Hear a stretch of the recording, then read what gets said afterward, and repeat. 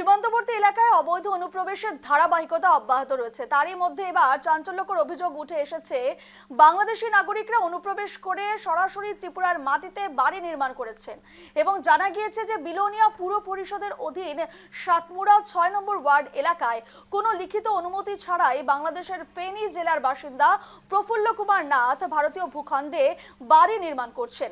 দীর্ঘদিন ধরে প্রকাশ্যে এই নির্মাণ কাজ চললেও প্রশাসনের পক্ষ থেকে এখনো পর্যন্ত কার্যকর কোনো পদক্ষেপ নেওয়া হয়নি বলে জানা যায়। দক্ষিণ ত্রিপুরার বিলোনিয়ায় বেআইনি নির্মাণ নিয়ে তীব্র চাঞ্চল্য। বাংলাদেশি নাগরিকদের বিরুদ্ধে গুরুতর অভিযোগ। বাংলাদেশের ফেনী জেলার বাসিন্দা প্রফুল্ল কুমার নাথ ভারতে বাড়ি নির্মাণ করছেন, প্রশাসনের বিরুদ্ধে কোনো ব্যবস্থা না নেওয়ার অভিযোগ। এ নিয়ে আমরা বিস্তারিত জানবো। আমাদের সঙ্গে এই মুহূর্তে সরাসরি রয়েছেন আমাদের প্রতিনিধি ভূপাল চক্রবর্তী। ভূপাল, যে খবর আমরা এই মুহূর্তে পাচ্ছি যে সীমান্তবর্তী এলাকায় অবৈধ অনুপ্রবেশের একদিকে যখন ধারাবাহিকতা অব্যাহত রয়েছে, ঠিক সেই সময় চাঞ্চল্যকর অভিযোগ উঠেছে যে বাংলাদেশি নাগরিকরা অনুপ্রবেশ করে সরাসরি ত্রিপুরার মাটিতে বাড়ি নির্মাণ করছেন।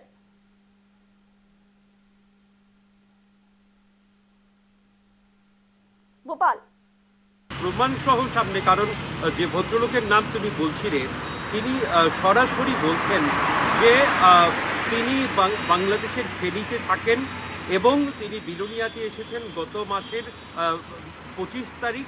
তারপর সেখানে এসে তার অলরেডি বাড়ি তৈরির কাজ অনেকাংশেই হয়ে যাচ্ছে এবং সেখানে বিলোনিয়া যে পুর পরিষদ রয়েছে সেই পুর পরিষদের স্থানীয় কাউন্সিলর এই বিষয়টি জানেন এমনটাও তিনি উল্লেখ করেছেন।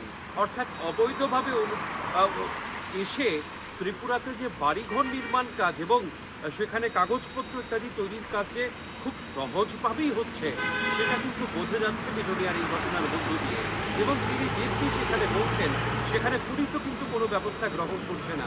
এই লোকটি বলেছে যদিও সে পাসপোর্টে এসেছে এবং সে মেডিকেল পাসপোর্টে, অর্থাৎ চিকিৎসাজনিত কারণে সে বাংলাদেশ থেকে ত্রিপুরা বা ভারতে এসেছে এরকম উল্লেখ রয়েছে, এসে এখানে বিলোনিয়ায় সে বাড়ি তৈরি করছে।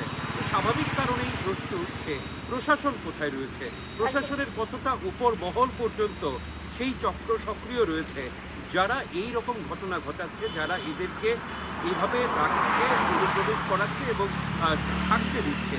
এই লোকটি তার একটা জ্বলজ্জন্ত উদাহরণ, যাকে তিনি বারবার কিন্তু বলছেন যে বিলোনিয়া পৌর পরিষদের স্থানীয় কাউন্সিলরকে এই ব্যাপারটি জানানো আছে, তিনি অনুমতি দিয়েছেন, তারপর সেখানে বাড়ি করছে। এখন প্রশ্ন উঠছে স্বাভাবিক কারণেই প্রশাসনে আদৌ কি আছে, থাকলে সেক্ষেত্রে কেন ব্যবস্থা গ্রহণ করছে না? রূপা, একদমই ভোপাল, প্রশাসন কেন কোনো পদক্ষেপ নিচ্ছে না এবং এই ধরনের বাড়ি তৈরির ক্ষেত্রে বিভিন্ন আইনি প্রক্রিয়ার মধ্য দিয়ে যেতে হয়, অনুমতি নিতে হয়, তুমি যেমনটাই বললে।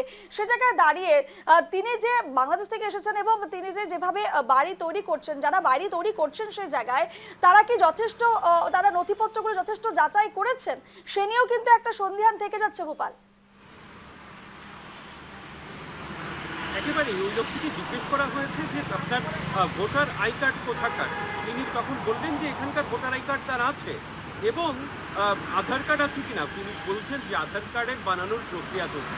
অর্থাৎ তিনি বাংলাদেশের নাগরিক কিন্তু ভারতীয় ভোটার কার্ড তার রয়েছে, তার বাংলাদেশের নাগরিকত্ব রয়েছে, এই কারণেই পাসপোর্টের মাধ্যমে সে এই দেশে প্রবেশ করেছে।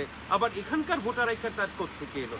স্বাভাবিক কারণেই যে এসআইআর নিয়ে গোটা দেশে সরগরম পরিস্থিতি, তার প্রভাব, তার যে একটা ত্রিপুরাতেও প্রচুর পরিমাণে এরকম বাংলাদেশির হাতে ভোটার আই কার্ড রয়েছে, সেই প্রমাণ কিন্তু এই বিলোনিয়ার ঘটনা একেবারে হাতে নাতে করিয়ে দিচ্ছে।